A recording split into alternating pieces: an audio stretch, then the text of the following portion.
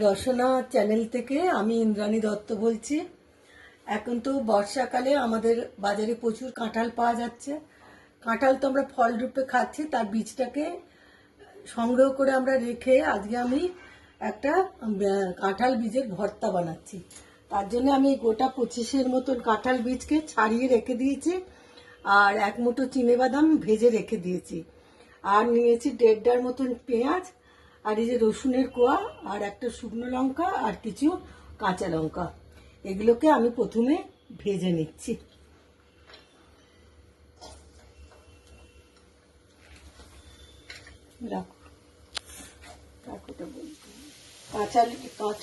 কাঁঠালের বীজগুলো অল্প করে ভাজা হয়ে গেছে।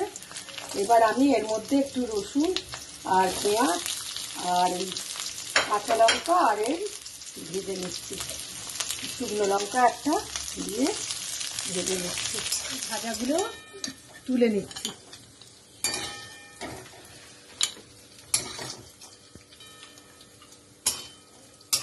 এবার আমি এই ভাজাগুলো সব মিক্সিতে ঢেলে নিচ্ছি, করে আমি এটা গ্রাইন্ড করে নেব।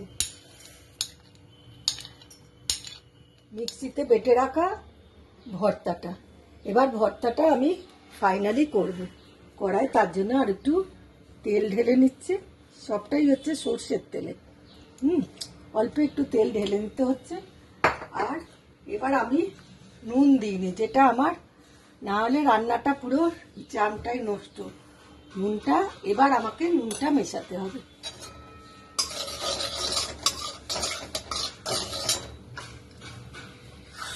নুনটা একটু গরম হোক, করে এবার আমি ভর্তাটা আস্তে আস্তে মেশাই, ওর সঙ্গে নুনটা মিশুক।